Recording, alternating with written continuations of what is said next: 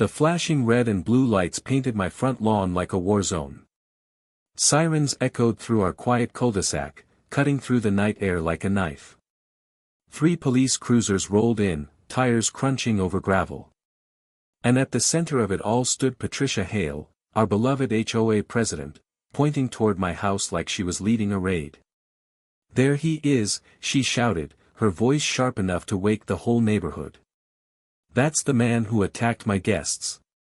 Arrest him." I stayed perfectly still on my porch. Hands relaxed. Face calm. But inside, I was smiling. Because this time, I wasn't the one in trouble. She was. And she had no idea how badly this night was about to end for her. 6 months earlier, I thought I'd found peace. Cedar Ridge Lane looked like a picture out of a real estate brochure: perfect lawns, quiet evenings, neighbors who waved politely. After years of apartment noise and thin walls, I wanted quiet. I wanted community. And for the first few days, it seemed like I'd finally found it. Then she appeared. Patricia Hale, clipboard in hand, smile that didn't reach her eyes. She showed up on my second morning, standing on my porch before I'd even finished unpacking. "Welcome to Cedar Ridge," she said sweetly. "I'm the HOA president. We keep things very orderly around here." In less than 5 minutes, she'd reminded me about mailbox color codes, lawn height restrictions, and the proper time to put trash bins out. I nodded, smiled, told myself, fine, if this is the price of peace, I'll pay it.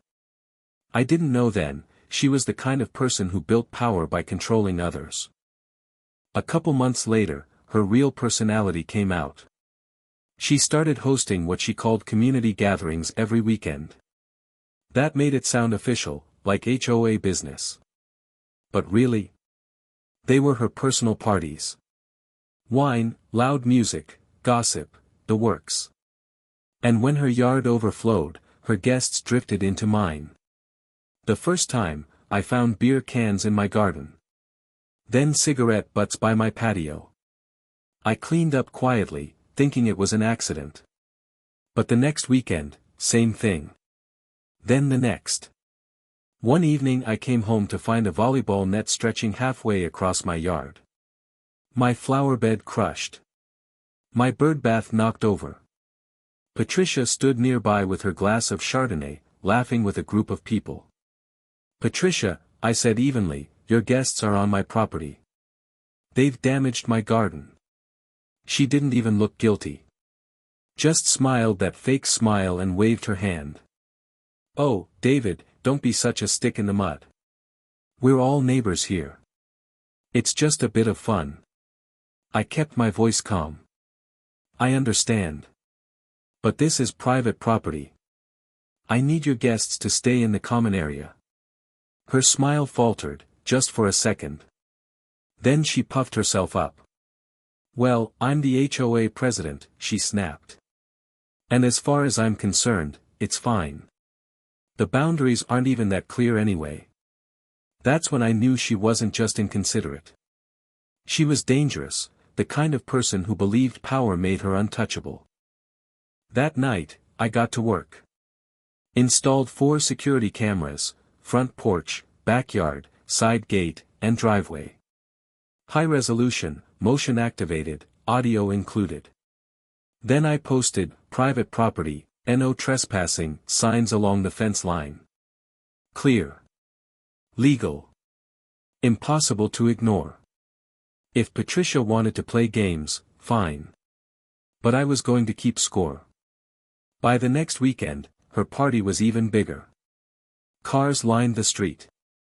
Music pounding, laughter echoing. And sure enough, her guests wandered into my yard again. A couple sat on my patio furniture. Another used my hose to fill a cooler. Every second, recorded. Monday morning, I printed screenshots and sent Patricia a formal, certified letter. It stated clearly that she and her guests were not permitted on my property.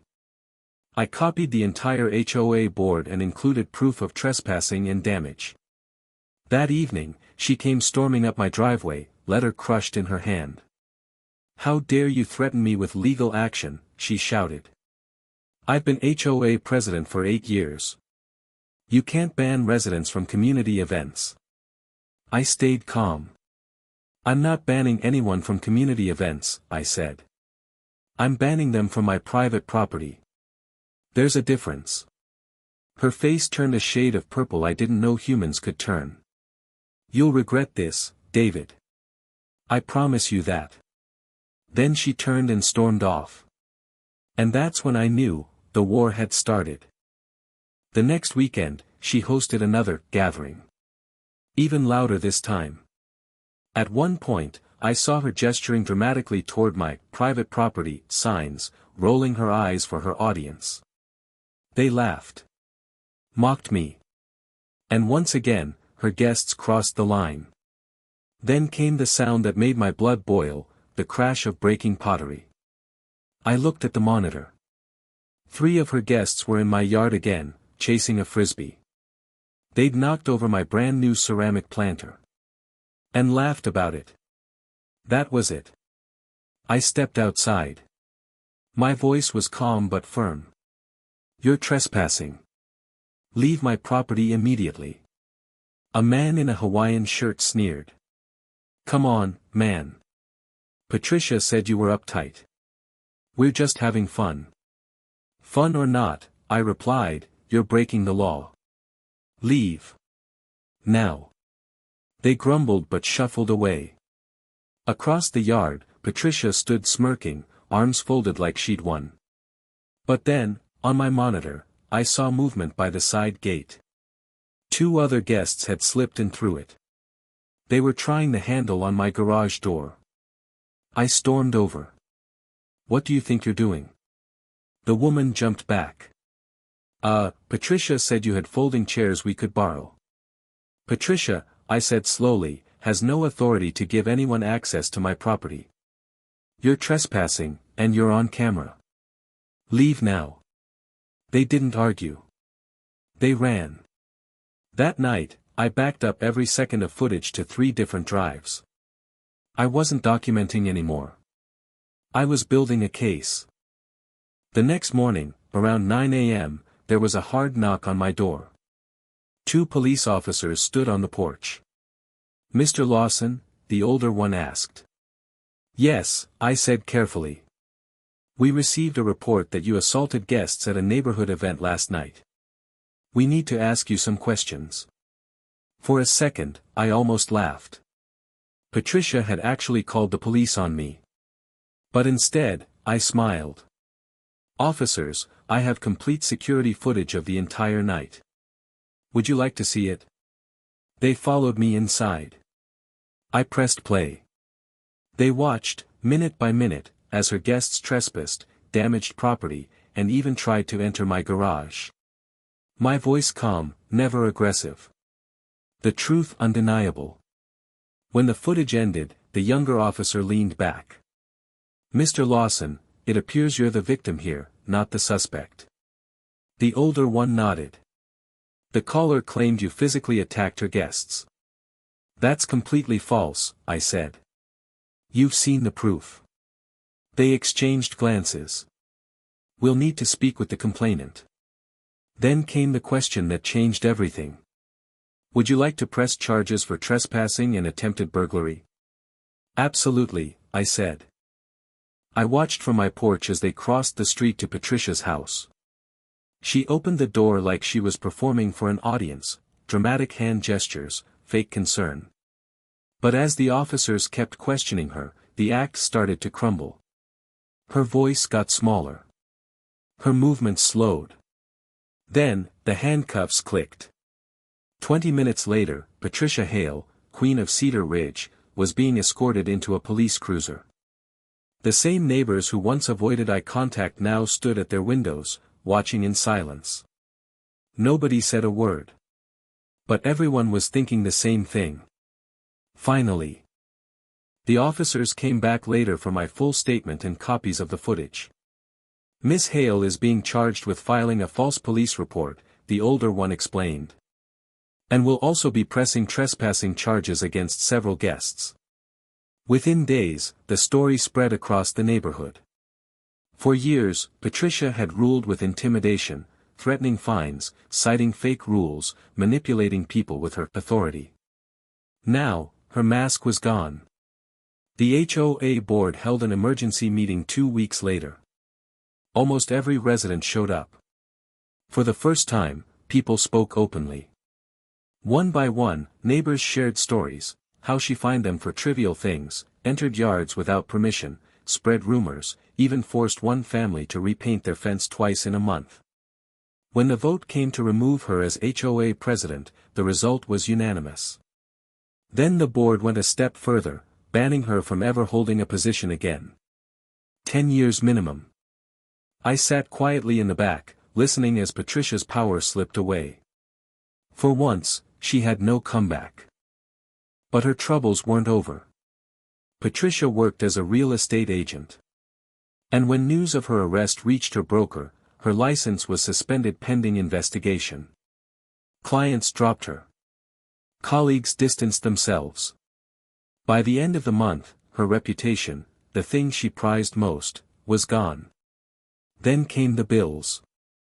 $5,000 in fines. Over $30,000 in attorney fees. All for a case she started and lost. A few weeks later, I heard a soft knock at my door. A woman stood there, nervous, apologetic. "Mr. Lawson," she said, "I'm Sarah Chen. I was one of Patricia's guests that night." She took a shaky breath. "I wanted to apologize. We had no idea your yard wasn't community property. Patricia told us it was all shared space." "She told you that?" I asked. Sarah nodded. "She even showed us fake HOA maps. We feel terrible." After she left, I sat in silence. Patricia hadn't just broken rules, she'd built a lie big enough to make others believe they were innocent. That was the true damage, not the broken planter, not the trespass, but the manipulation. A few weeks later, I saw Patricia in her driveway. She was staring at a stack of envelopes, legal bills, fines, and notices. Her husband stood beside her, silent. 2 days later, a "for sale" sign went up. The Queen of Cedar Ridge was moving out. On moving day, I watched from my porch as she directed movers in silence. No shouting, no arrogance, just exhaustion. When our eyes met, she didn't glare. She just looked, hollow. And for the first time since I'd met her, she didn't have a single word to say. After Patricia left, the new HOA president sent out a newsletter, simple, respectful. It reminded everyone of what community actually meant, respect, not control. For the first time, Cedar Ridge Lane felt like a neighborhood again. No gossip. No power trips. Just peace. And as I sat on my porch that evening, I realized, sometimes justice isn't about revenge. It's about balance. Patricia learned that no title, no clipboard, no fake authority can protect someone who abuses power. And every time she sees that $5,000 fine or her criminal record, she'll remember one thing. She called the cops on me, but the cameras told the truth. And truth always wins.